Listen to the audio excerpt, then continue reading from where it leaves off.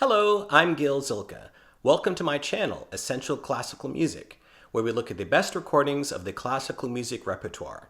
This video is taken out of my larger video on solo vocal works. I hope you enjoy it. And the first composer I'm going to start with is Johann Sebastian Bach and his solo cantatas. Of course, he wrote hundreds of cantatas for chorus with some solo movements, but he also wrote some cantatas that were multi-movement and meant for just a single soloist. And the most popular one of these is number 82, BWV 82, Ich habe genug, meaning I have enough. Which doesn't mean like, I've had it. It sort of does in a way, but what it's really saying is I've reached this point of contentment and I'm ready for death. And it's a very spiritual piece, it starts with this beautiful melody in the oboe, which then the singer starts with as well. And it's very contemplative for the most part. The middle movement is this really long, slow movement called Schlummert ein, ihr matten Augen. Rest, you weary eyes, or go to sleep, you weary eyes. And then the final movement is where it's sort of like, it almost feels like doing a cannonball. All right, death, I'm ready now. It's a very happy piece, even though it's really about confronting death. But as the tone of the work is, it's I'm ready for this on a sort of a deep spiritual level.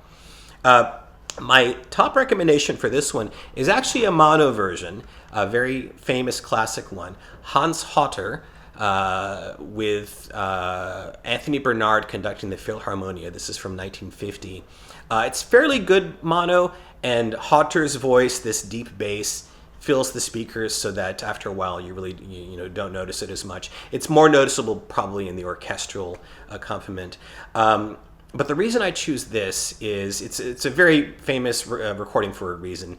Hotter, of course, was known as Wotan. He had this deep gravitas, this deep bass sound, but very nicely controlled, very very expressive. And I think the main thing is there's this sort of warmth to it, this comforting warmth, this consoling warmth that really goes well with the message of the piece. So it's a really effective version, despite the mono sound.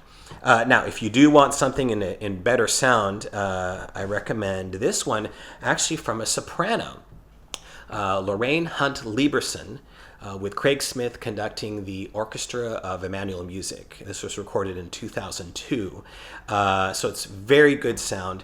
And Lieberson is just very expressive, really musical, really impassioned, but controlled throughout. She had this beautiful, deep tone that is just really gorgeous and really does a great job of expressing the piece as well. So if you want a better sounding recording, this is one you can't go wrong with. Now going back to lower voice versions, we also have this one, another famous version from 1968, Dietrich Fischer-Dieskau with Karl Richter conducting the Munich Bach Orchestra.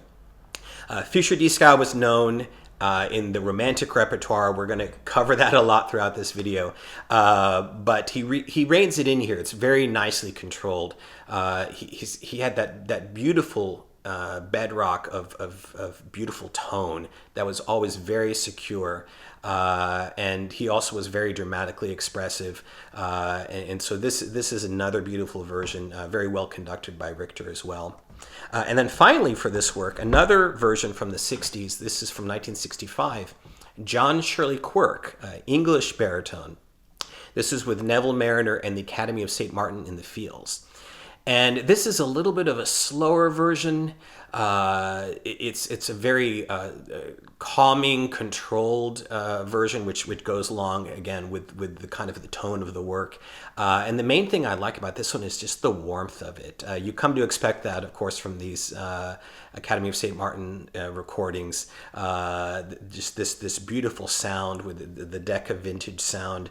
And Shirley-Quirk, it's just a very natural interpretation. His tone is just full and flowing, and I think that also does a great job of expressing this work. Thanks for watching. I wish you all a great day and happy listening.